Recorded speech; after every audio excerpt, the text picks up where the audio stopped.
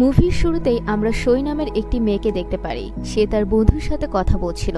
তার বন্ধুর তাকে বলছিল তুমি ইন্টারভিউতে চান্স পাবে না, কিন্তু সই তার কথায় কষ্ট না পেয়ে সে বলে আমি এটাতে না পারি, কিন্তু আরেকটাতে ঠিকই পেয়ে যাব।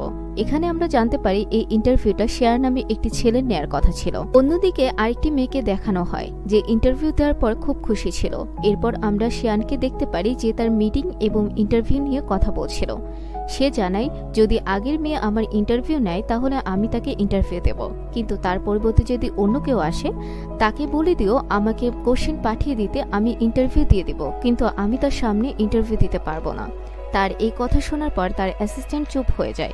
এরপর আমরা দেখতে পারি সইকে তার ডিরেক্টর ডেকেছে। সে যেতে যেতে ভাবছিল হয়তো তাকে রিজেক্ট করে দিয়েছে এবং তার এই ইন্টারভিউতে চান্স হবে না। এরপর সই তার ডিরেক্টরের সাথে কথা বলছিল। তখন তার বস তাকে জিজ্ঞেস করে তুমি আজকে ভালো মতোই এসেছো, অনেক পরিপাটি হয়ে, আজকে কোথাও যাওয়ার ছিল তোমার? সে জানায় আজকে তার বয়ফ্রেন্ডের বার্থডে, তাই আজকে সে পুরো রেডি হয়ে এসেছে এবং সাথে এটাও বলে যদি সে শিয়ানের ইন্টারভিউ পেয়ে যায় তাহলে তার বার্থডে যা ক্যান্সেল করে দিবে। তার এই কথা শোনার পর তার ডিরেক্টর জানায় সে ইন্টারভিউতে সিলেক্ট হয়ে গেছে। এই কথা শুনে সই অনেক বেশি খুশি হয়ে যায়। তাই ডিরেক্টর তাকে জিজ্ঞেস করে তুমি তোমার বয়ফ্রেন্ডের বার্থডেতে যাবে না? সই বলে জন্মদিন তো প্রতি বছরই আসে আর আমরা প্রতি বছরই পালন করি, এক বছর পালন না করলে কিছু এমন হবে না। এই কথা বলার পরে সে এখান থেকে চলে যায়। এরপর আমরা শিয়ানকে দেখতে পারি সে একটি মিটিং এ যাচ্ছিল। মিটিং এ ঢোকার আগে সে বাইরে থেকে সবাইকে দেখে নেন, এই যে সবাই কিভাবে বসে রয়েছে। এখানে একজন ছিল তার কোম্পানির এবং বাকি দুইজন ছিল অন্য কোম্পানির। এরপর আমরা সইকে দেখতে পাই যে কিনা শিয়ানের পিকচার সোশ্যাল মিডিয়াতে খুঁজছিল, কিন্তু সে কোথাও খুঁজে পাচ্ছিল না এবং সে ভাবতে থাকে যদি সে তার সামনে চলে আসে তাহলে তাকে কিভাবে চিনতে পারবে। অন্যদিকে শিয়ানকে দেখিস যে কোল্ড ড্রিঙ্কস হাতে নিয়ে মিটিং রুমে ঢুকছিল। সে যখন ঢুকছিল অন্য কোম্পানির সিইও তার সাথে হাত মেলাতে গেলেও সে হাত মেলায় না, সে তাকে ফুললি ইগনোর করে। শিয়ান তার কোম্পানি এমপ্লয়ির সাথে কোল্ড ড্রিঙ্কস খেতে শুরু করে। এরপর তার পাশে দাঁড়িয়ে থাকা মেয়েটিকে বলে তুমি ওকে পাশের রুমে নিয়ে যাও, আমি ওর সাথে পরে কথা বলবো। এই বলে সে তাকে অন্য রুমে পাঠিয়ে দেয়। এরপর সেখানে তাদের সাথে মিটিং এ বসে।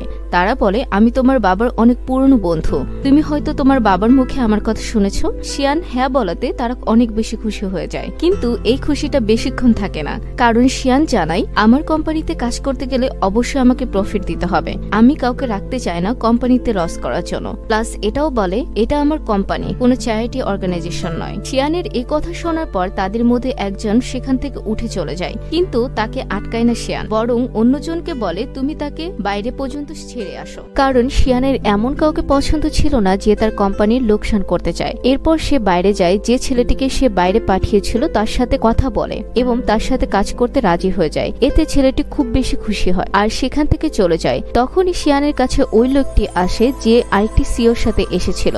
সে বলে ও অনেক বড় কোম্পানির মালিক, যদি আমাদের কিছু করে দেয়। শিয়ান তাকে জানায় আমার এতে কোনো কিছু যায় আসে না, আমার যেটা লাগবে সেটা লাগবেই। এসব কথা শোনার পর লোকটি সেখান থেকে চলে যায়, কিন্তু যাওয়ার সময় সে কারোর সাথে ফোনে কথা বলছিল। এরপর শিয়ান গিয়ে তার অফিসে বসে এবং তার অ্যাসিস্ট্যান্ট তাকে জানায় মিস্টার জ্যাং আজকে তার সাথে নতুন পার্সনের মিট আপ করাবে। এই কথা শোনার পরে শিয়ান তার এসএমএস চেক করে এবং জানতে পারে আজকে যে ছেলেটার সাথে সে কথা বলেছে তার নাম ইউফা এবং সেও এই পার্টিতে যাবে। এ কথা জানার পর শিয়ান সেখানে যেতে রাজি হয়ে যায় এবং তার সকল স্ক্যাজুয়াল ক্যান্সেল করে দেয়, যেটার মধ্যে ইন্টারভিউটা ইনক্লুড ছিল। পরের দিন সই তার বয়ফ্রেন্ডের সাথে ওয়াশরুমে কথা বলছিল। তার বয়ফ্রেন্ডকে সে সমস্ত ঘটনা জানানোর পরে তার বয়ফ্রেন্ড খুবই মন খারাপ করেন, কারণ সই তার বার্থডেতে আসতে পারবে না। কিন্তু ইন্টারভিউ তার কাছে কতটা ইম্পর্টেন্ট এটা বোঝানোর পরে সই তার বয়ফ্রেন্ডকে মানাতে সাকসেসফুল হয়ে যায়। এর কিছুক্ষণ পরে তার বান্ধবী এসে তাকে বলে তোমার বয়ফ্রেন্ড কি রাজি হয়ে গিয়েছে? সে বলে হ্যাঁ। তখন বলে তুমি অনেক লাকি,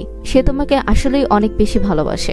সই কিছুক্ষণ পরেই ওয়াশরুম থেকে বের হয় এবং সাথে সাথে শিয়ানের অ্যাসিস্ট্যান্ট তাকে কল করে এটা জানানোর জন্য যে তার ইন্টারভিউটা ক্যান্সেল হয়ে গিয়েছে এবং সাথে এটাও জানায় পরের সপ্তাহে তার ইন্টারভিউটা হবে। তখন নেক্সট টাইম সই তার বয়ফ্রেন্ডকে অন্য মেয়ের সাথে থাকতে দেখে গাড়িতে বসে কান্না করতে শুরু করে। অন্যদিকে আমরা জাওকে দেখতে পাই সে তার গার্লফ্রেন্ডের সাথে দাঁড়িয়ে রয়েছে এবং সে সেখান থেকে চলে যেতে চাচ্ছিল।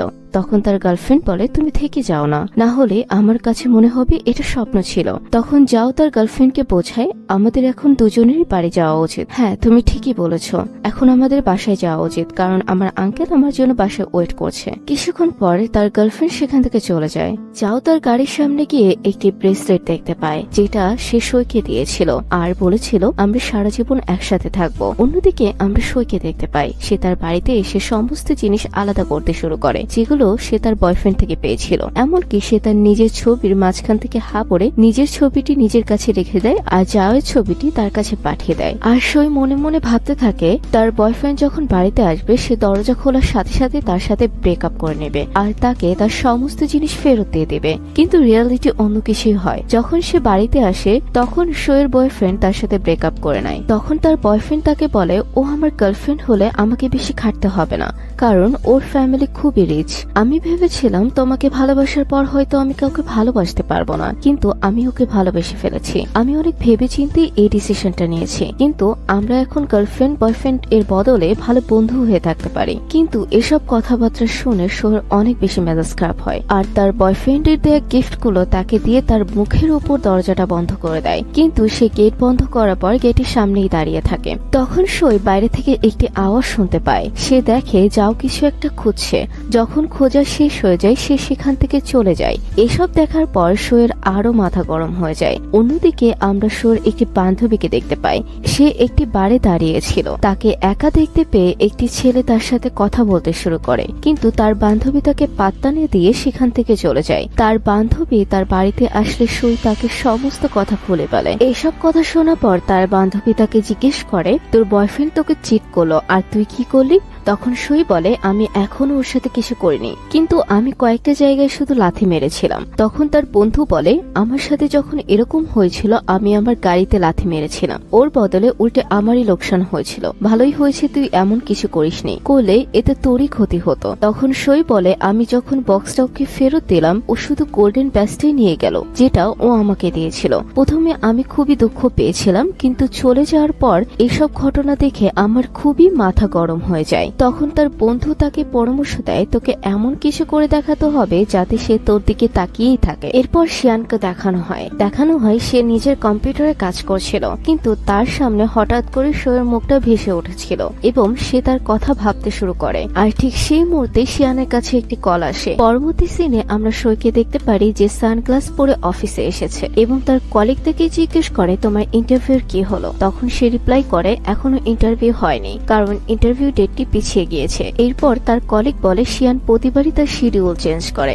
আদৌ কি সে তোমাকে ইন্টারভিউ দিবে? তখন সই বলে এমন কোনো কিছু ব্যাপার নয়, আমরা জার্নালিস্ট, আমাদের এমন কিছু সামনাসামনি হতেই হয়, আমাদের শিডিউল মাঝে মাঝে চেঞ্জ হতেই থাকে। এরপর সই তার ডিরেক্টরের কাছে যায় এবং ইন্টারভিউর কথা জিজ্ঞেস করে। তার ডিরেক্টর বলে শিয়ান ইন্টারভিউ পাঠিয়েছে, কিন্তু তোমাকে শিয়ানের অ্যাসিস্ট্যান্টকে বারবার জিজ্ঞেস করতে হবে, আর সাথে এটাও জিজ্ঞেস করে তুমি অফিসের মধ্যে সানগ্লাস কেন পরেছো, এখানে তো কোনো রোদ নেই। এরপর সে তার নিজের সানগ্লাস খুলে এবং তার চোখ দেখে ডিরেক্টর জিজ্ঞেস করে তোমার ইন্টারভিউ যখন ক্যান্সেল হয়ে গিয়েছিল তাহলে তোমার বয়ফ্রেন্ডের বাড়িতে তুমি কেন যাওনি? তখন শোয়ের চেহারা দেখে তার ডিরেক্টর বুঝতে পারে যে তার বয়ফ্রেন্ড তার সাথে চিট করেছে। এটা বুঝতে পেরে সে মুচকি মুচকি হাসতে থাকে। তখন সই তাকে জিজ্ঞেস করে এদিকে আমার বয়ফ্রেন্ড আমার সাথে চিট করেছে আর তুমি এসব শুনে হাসছো? তখন তার ডিরেক্টর তার কাছে যায় এবং বলে আমার তো দূর থেকেই মনে হতো তোমাদের দুজনকে একদমই মানায় না। আমি জানতাম তোমাদের মধ্যে কেউ একজন হয়তো ব্রেকআপ করে নেবে, আর সেটা ওই করে নিল এবং বলে তুমি একদমই চিন্তা করো না, তুমি